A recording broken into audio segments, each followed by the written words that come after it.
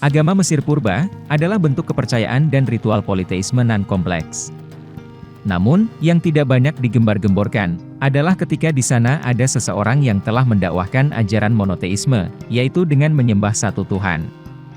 Sebelum era Nabi Musa melawan Fir'aun Ramses, mundur jauh lagi sebelum Nabi Ibrahim, bahkan jauh-jauh ke belakang lagi di era setelah Nabi Nuh, ada seorang ilmuwan yang berasal dari Nusantara, yang telah beragama monoteisme, dan mengajarkan ajaran itu di sana.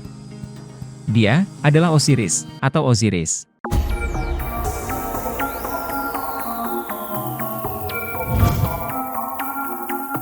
Untuk diketahui, sebelum masyarakat Mesir Purba tersesat, sehingga mereka menjadi musuh para nabi, mereka sebelumnya telah menganut ajaran monoteisme.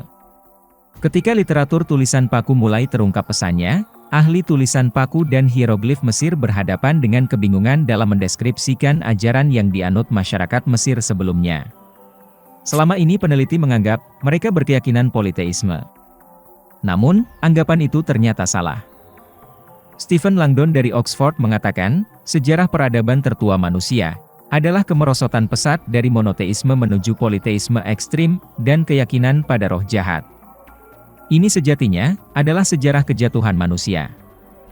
Peradaban Mesir Purba telah ada sebelum 70.000 tahun yang lalu.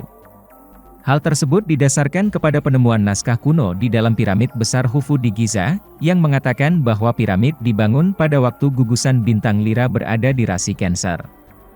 Menurut sejarawan Abu Zaid al-Balhi, peristiwa tersebut terjadi pada sekitar 72.000 tahun sebelum hijrahnya Nabi Muhammad. Pendirian piramid erat hubungannya dengan pemujaan bangsa Mesir Purba terhadap Osiris, yang dipercaya sebagai jelmaan Orion, yang kemudian menjadi dewa kematian. Dalam relief-relief di piramida yang ditemukan, Osiris digambarkan sebagai dewa yang mengenakan mahkota putih tinggi. Lewat kesaktiannya, Osiris dengan mudah bisa membinasakan bumi dan isinya. Masyarakat Mesir Purba juga percaya bahwa dewa-dewa di langit itu harus mempunyai persinggahan di bumi. Atas dasar latar belakang itulah, kemudian kompleks piramida Giza dibangun. Tentu karena untuk Osiris, maka arsitektur posisi tiap piramidanya dibuat sedemikian rupa, agar mirip dengan posisi rasi bintangnya. Termasuk membangun penjaganya, yakni makhluk berbadan singa berkepala manusia. Syaikh Tantowi Jauhari di dalam tafsir Jawahirnya, menafsirkan bahwa yang dimaksud dengan Idris, ialah Osiris, atau Azoris. Dan kalimat Idris, adalah ucapan nama itu dalam bahasa Arab. Serupa juga dengan Yesoa, diucapkan dalam bahasa Arab dengan Isa. Yohanes, diucapkan dalam bahasa Arab, Yahya. Menurut Syaikh Tantowi, Osiris atau Idris ini seorang nabi yang diutus Allah kepada bangsa Mesir purbakala, dan membawa ajaran-ajaran dan perubahan yang besar-besar. Di dalam sejarah Mesir Purba disebutkan bahwa Osiris itu meninggal karena dibunuh oleh saudaranya sendiri karena dengki akan pengaruhnya yang besar. Lalu dipotong-potong badannya untuk dihancurkan.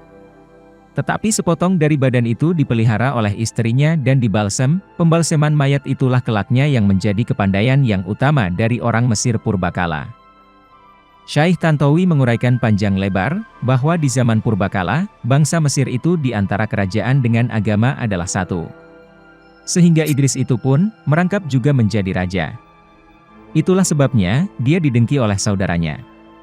Namun setelah dia mati, orang Mesir memuliakan sekalian jasanya yang besar-besar. Menurut dongeng mereka, setelah seorang raja besar atau orang besar mati, bersidanglah hakim-hakim 42 orang banyak anggotanya, memusyawarahkan dan mempertimbangkan kembali tentang kebaikan atau keburukan raja semasa hidupnya. Rupanya, kebaikan Osiris atau Idris itu lebih banyak dan lebih berat daripada keburukannya. Maka ditempatkanlah dia pada tempat yang amat tinggi dan agung di alam lain.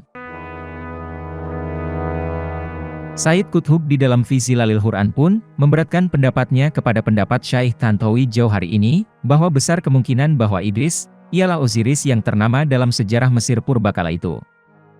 Di dalam tafsir-tafsir yang lama, sejak At-Tabari, Imam Ar-Razi, Al-Qurtubi, Ibnu Katsir, dan yang sezamannya, kita tidak menemukan kemungkinan Osiris. dan baru bertemu pada tafsir Syaikh Tantowi Jauhari pada sekitar tahun 1928, atau pada tafsir Said Qutb selepas tahun 1955. Hal ini dikarenakan, ilmu hasil penyelidikan kebudayaan dan peradaban bangsa Mesir kuno, yang dikenal dengan nama Egyptologi, baru tumbuh sejak permulaan abad ke-19, sejak para sarjana dapat membuka kunci rahasia huruf hieroglif bangsa Mesir purba. Makanya, Ibnu Katsir dan yang sejamannya, tidak akan mencantumkan bukti yang belum bisa diterjemahkan ke bahasa sekarang. Terjemahan yang sekarang pun, bisa saja berubah lagi, jika terdapat penemuan baru lagi, dan lebih canggih. Ini adalah hal yang biasa dalam ilmu pengetahuan. Untuk itu, bukalah pemikiran kalian. Jangan hanya terpatok pada satu kesimpulan, apalagi kesimpulan itu dibuat oleh manusia. Dari hasil penyelidikan yang baru berusia 165 tahun itulah, didapat cerita tentang orang besar Mesir yang bernama Osiris. Ajaran-ajaran Osiris yang didapat dari huruf-huruf kuno itu, bertemu pokok ajaran Tauhid. Cuma setelah lama kemudian sepeninggal dia, setelah pada mulanya hakim-hakim mengakui bahwa jasanya sangat besar, maka beliau ditempatkan di tempat yang maha tinggi di alam lain. Pada akhirnya Osiris pun dipertuhankan, dipuja, dan disembah. Ini semacam pengkultusan yang berlebihan, kepada sosok seorang nabi. Dengan mengaitkan Nabi Idris sebagai Osiris, jika dilihat dari masa kehidupannya, diperoleh informasi sebagai berikut. Pertama, Nabi Adam. Diperkirakan masa kehidupannya, sebelum 200.000 tahun yang lalu, bahkan ada pendapat yang mengatakan beliau telah ada sejak jutaan tahun yang lalu. Kedua, Nabi Idris. Diperkirakan masa kehidupannya, sebelum 70.000 tahun yang lalu. Ketiga, Nabi Nuh. Diperkirakan masa kehidupannya, sebelum 13.000 tahun yang lalu. Pendapat yang mengatakan, sesungguhnya Nabi Idris adalah leluhur dari Nabi Nuh mungkin ada benarnya. Akan tetapi jarak di antara keduanya, bukan hanya 3 atau 4 generasi seperti yang dipahami selama ini, melainkan telah mencapai jarak puluhan, bahkan mungkin ratusan generasi. Dalam surat Maryam ayat 56, dan ceritakanlah kisah Idris di dalam kitab. Sesungguhnya, dia seorang yang sangat mencintai kebenaran, dan dia juga seorang nabi. Dari sini bisa kita dapat, kalau Nabi Idris adalah seseorang yang berilmu tinggi, dibandingkan umatnya. Sebagaimana seorang nabi, dia mengajarkan dan mengamalkan ilmu itu, untuk memperbaiki peradaban manusia. Pertanyaan selanjutnya, dari manakah datangnya Osiris ini? Untuk menjelaskan hal ini, kita akan menggunakan teori tanah pun. Dalam legenda Mesir purba, dikenal tanah pun sebagai asal-muasal para dewa. Seperti yang kita bahas sebelumnya, dewa di sini adalah seseorang yang memiliki ilmu tinggi, tetapi dikultuskan dan dituhankan. Padahal sejatinya, dia hanya seorang manusia, keturunan Adam. Dikisahkan, seorang ratu Mesir purba yang bernama Ratu Hatshepsut, telah melakukan perjalanan menuju tanah pun. Ratu Hatshepsut adalah Fir'aun kelima dari dinasti ke-18 di Mesir kuno, yang dipercaya pernah memerintah dari sekitar 1479 hingga 1458 sebelum Masehi. Ada beberapa teori tentang keberadaan tanah pun, salah satunya adalah di wilayah Nusantara. Ini didasarkan kepada beberapa alasan. Pertama, dalam sebuah buku yang berjudul Tesipureket Sailor, penulisnya mengatakan bahwa lokasi pun terletak di sebuah kawasan yang berpulau. Kalaulah lokasi pun itu terletak di pantai Laut Afrika, maka secara tidak langsung, teori Afrika sudah batal. Kedua, terdapat ukiran di dinding kuil Ratu Hatshepsut, yang menunjukkan lokasi pun terletak di antara persimpangan jalan perdagangan beberapa peradaban besar dunia. Lokasi seperti itu, tidak lain adalah Nusantara, yang terletak di laluan perdagangan antara bangsa antara Cina dan India. Ketiga, jangka masa yang diambil oleh kapal-kapal Hatshepsut, sangat lama untuk kembali lagi ke Mesir. Rekor mengatakan, bahwa mereka hanya tiba ke Mesir sewaktu tahun kelima pemerintahan Hatshepsut. Bayangkanlah, di manakah lokasi tersebut? Kalaulah terletak di Afrika, tidak mungkin akan selama itu. Karena, Afrika masih dekat dengan Mesir. Keempat, terdapat ukiran di dinding kuil Hatshepsut yang menjelaskan bahwa Raja Punt yang disinggahi Hatshepsut memiliki sebilah pisau pendek yang diselipkan pada kain sarungnya. Ketahuilah bahwa budaya Mesir purba tidak ada yang menyelipkan senjata pada kain. Pertanyaannya, budaya kaum manakah ini?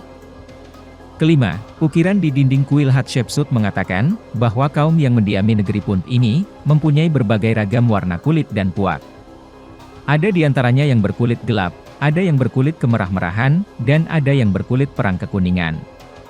Kalau dilihat di Nusantara misalnya, terdapat Negrito dan orang asli yang berkulit gelap, yang berkulit merah ialah Melayu pelaut dan pedagang, sedangkan yang berkulit kuning mungkin orang Melayu Banjar, Rejang, Minang, dan sebagainya yang berkulit cerah. Ini tentu sangat bertentangan dengan penduduk di Afrika. Keenam, seni arsitektur di tanah Punt juga menjurus ke arah seni arsitektur rumah kayu Melayu. Kajian antropologi menunjukkan bahwa seni bangun rumah Punt yang digambarkan di dinding kuil Hatshepsut tidak mempunyai ciri-ciri rumah di Afrika. Ketujuh, foto atau gelang di pergelangan tangan dan kaki merupakan bukti seterusnya. Nehesi yang merupakan ketua armada laut Hatshepsut mengatakan bahwa Raja Punt memakai potoh pada pergelangan tangannya. Teman-teman yang suka mengkaji tentang budaya dan adat tradisi raja-raja Melayu, sudah pasti dapat menangkap kalau ini tidak lain adalah budaya raja-raja Melayu. Kedelapan, kalau kita membaca teori tanah Punt, mereka datang ke situ untuk berdagang. Satu dari beberapa barang terpenting yang mendapat permintaan tinggi para pedagang Mesir purba adalah anti atau kemenyan. Ukiran di dinding kuil Ratu Hatshepsut ada ciri tentang kemenyan dan pohonnya. Dan yang mengejutkan adalah pohon kemenyan di dinding sana hanya hidup di Nusantara, yakni di Kepulauan Melayu ini. Kesembilan, ukiran di dinding kuil Hatshepsut menunjukkan budaya melilit oleh penduduk Punt. Sekarang beritahu saya, bangsa mana yang menjadikan ini sebagai budaya? Tak lain dan tak bukan, ialah rumpun Melayu kita. Yang Melayu dengan Tengkolok dan semutarnya, yang Jawa dengan Belangkonnya, yang Dayak, Iban, dan banyak lagi suku-suku lain dengan budaya lilitan di kepala. Dengan alasan-alasan ini, tanah Punt yang merupakan asal-muasal para dewa Mesir, disinyalir berada di Nusantara.